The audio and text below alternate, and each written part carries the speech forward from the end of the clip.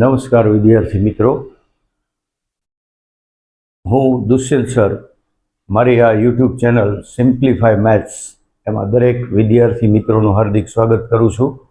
વિદ્યાર્થી મિત્રો, આજે આપણે વાસ્તવિક સંખ્યા ધોરણ 10નું પ્રકરણ વાસ્તવિક સંખ્યા એટલે કે રિયલ નંબર એનો અગત્યનો મુદ્દો છે એની ચર્ચા કરવા જઈ રહ્યા છીએ. આ મુદ્દા ઉપરથી MCQ આ રીતે પૂછી શકાય, જે મેં બોર્ડ ઉપર લખેલું છે. તો એની અંદર આપણને આપ્યું છે કે ગુસા 306 557 એનો ગુસા 9 આપ્યો છે, તો એની ઉપરથી આપણે લસા શોધવાનું છે.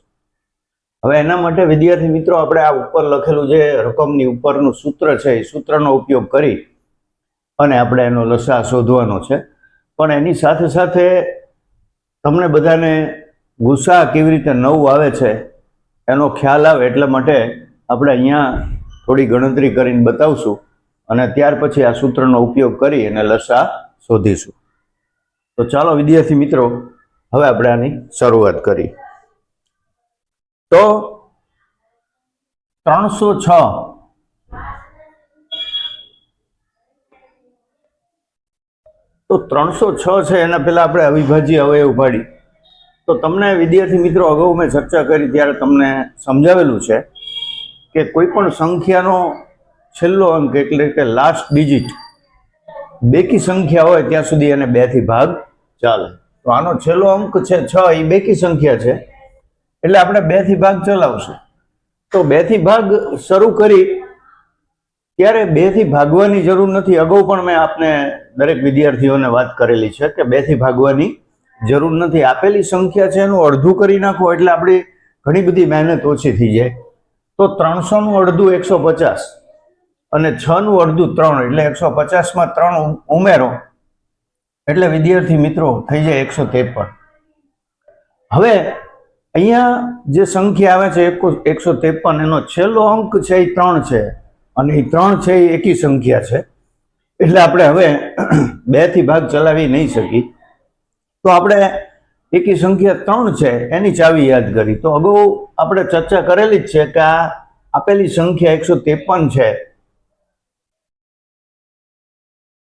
એના અંકોનો તમે સરવાળો કરો 1 + 5 + 3 એટલે 9 થાય અને આ 9 ને તમે 3 થી ભાગી શકો છો વિદ્યાર્થી મિત્રો. એટલે આપેલી સંખ્યા 153 છે એને પણ તમારે 3 થી ભાગી શકાય. તો આપણે અહીંયા 3 થી ભાગ ચલાવશું તો આવશે 3 × 5 = 15 અને 3 × 1 = 3. હવે આ બે સંખ્યા છે, આ સંખ્યા 51 છે, એના અંકોનો સરવાળો કરી તો 5 ને 1 6 આવે. 6 ને પણ તમે 3 થી ભાગી શકો એટલે આ સંખ્યાને પણ તમે 3 થી ભાગ ચલાવી શકશો. તો 3 × 1 = 3, 5 માંથી 3 જાય એટલે 2 વધે 1 આવે એટલે 21 થાય. તો 3 × 7 = 21 અને 17 × 1 = 17. તો આપણે અહીંયા અવિભાજ્ય અવયવો આના પાડ્યા. ત્યાર પછી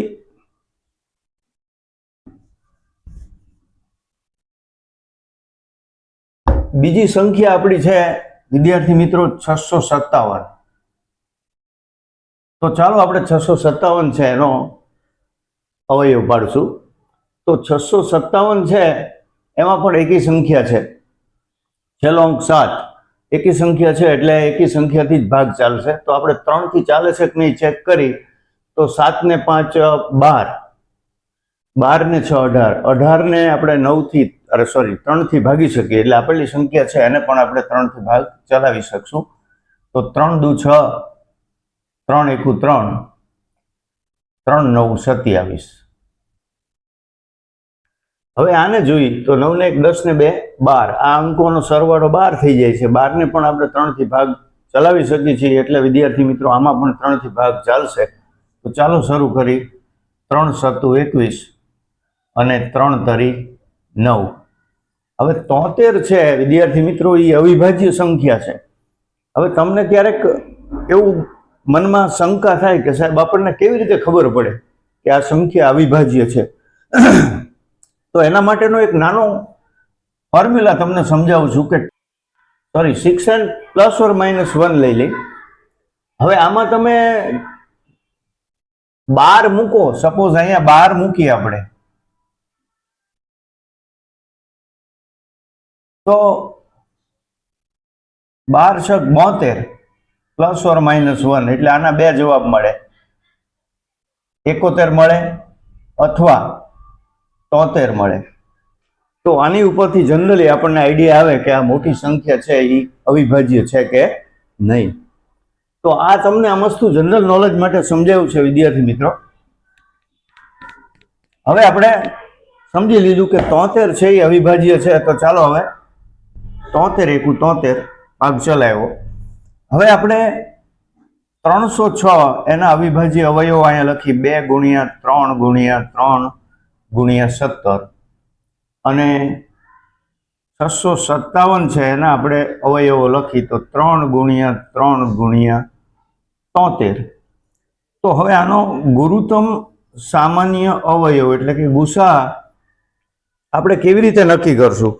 તો એના માટે વિદ્યાર્થી મિત્રો તમારે બંને જે અવિભાજ્ય અવયવો લખેલા છે એમાં બંનેમાં કોમન આવતા હોય એવા આંકડા અહીંયા અલગ લખવાના છે.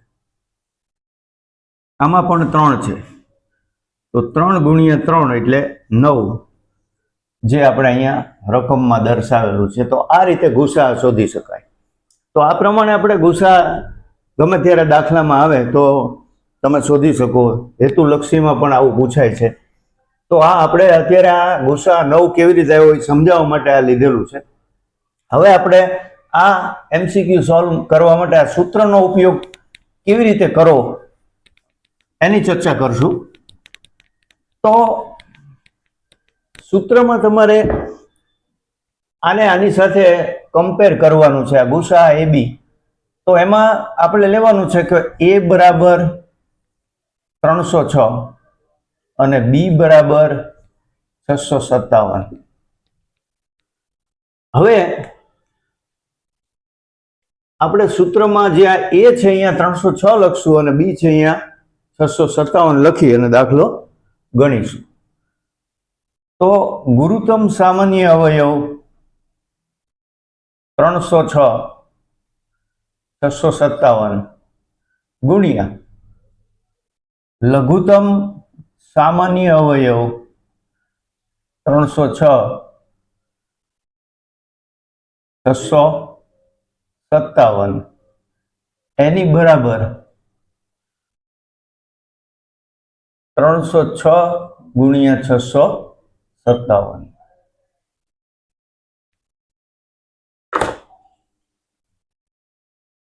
હવે વિદ્યાર્થી મિત્રો આપણને રકમમાં ગુસા 9 આપેલો જ છે.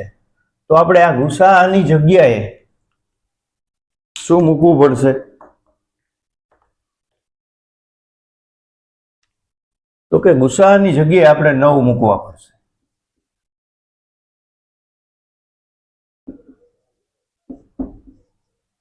લસા 306 657 એની બરાબર 306 × 657. હવે આ 9 છે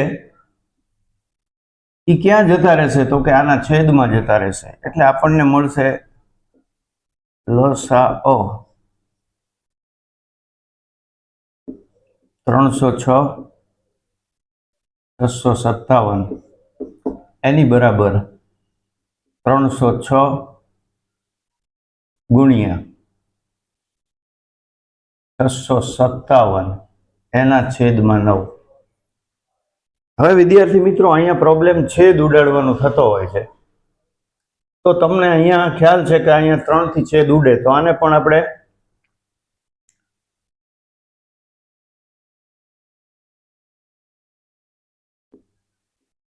ત્રણ તારી 9.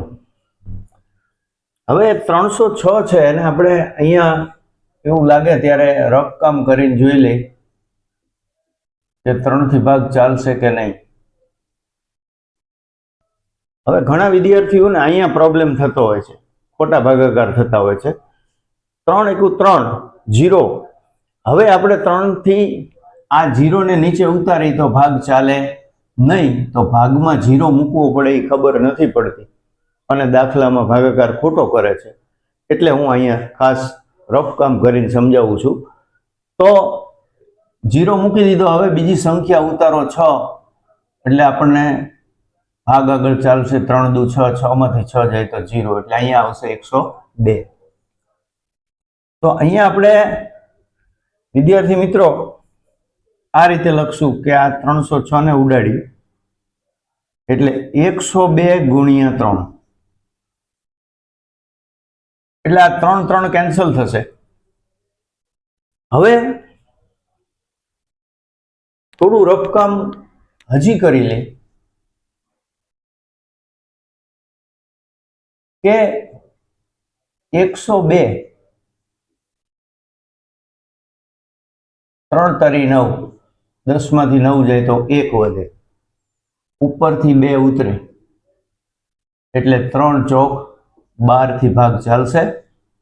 કેટલા આવ્યા? 34.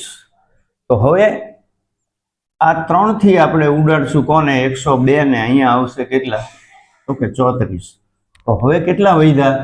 તો કે 34 ગુણ્યા 657.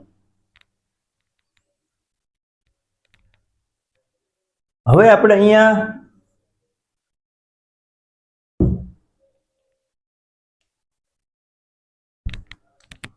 ગુણાકાર કરી લેશું.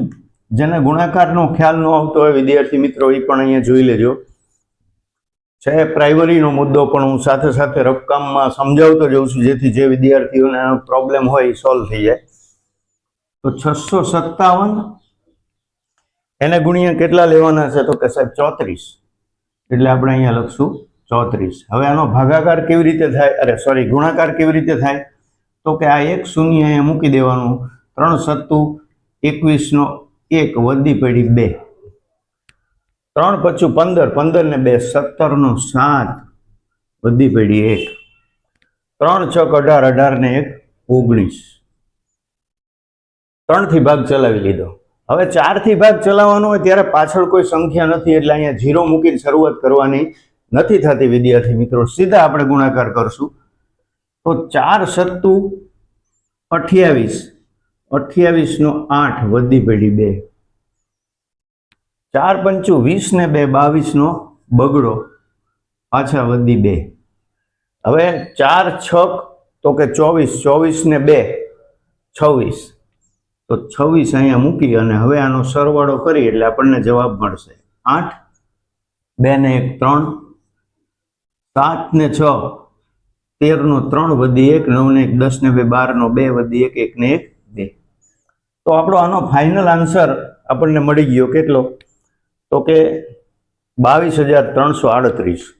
તો ચાલો વિદ્યાર્થી મિત્રો હવે રફ કામ દૂર કરી અને આપણે અહીંયા ફાઇનલ આન્સર બતાવી દઈએ. તો આનો ગુણાકાર કરવાથી આપણને આ ફાઇનલ આન્સર મળી ગયો છે. હા, તો વિદ્યાર્થી મિત્રો આપણે અગાઉ એક દાખલો તમને ગણાવ્યો કે જેનો આપણે લસા શોધ્યો હતો 22,338. તો એ એક હેતુલક્ષી મેં સમજાવ્યો. એની ઉપરથી આ સૂત્રને આધારે વિદ્યાર્થી મિત્રો તમને આ 3 સ્વપ્રયત્ન માટે હેતુલક્ષી આપેલા છે. આ હેતુલક્ષીને તમારું મગજ દોડાવી અને સોલ્વ કરશો અને આનો જે કંઈ જવાબ આવે એ વિદ્યાર્થી મિત્રો મને કોમેન્ટ બોક્સની અંદર જણાવશો. તો આ વિડીયોમાં આપણે આટલું કરી છીએ. અહીંયા આ વિડીયો પૂર્ણ કરું છું. નમસ્કાર.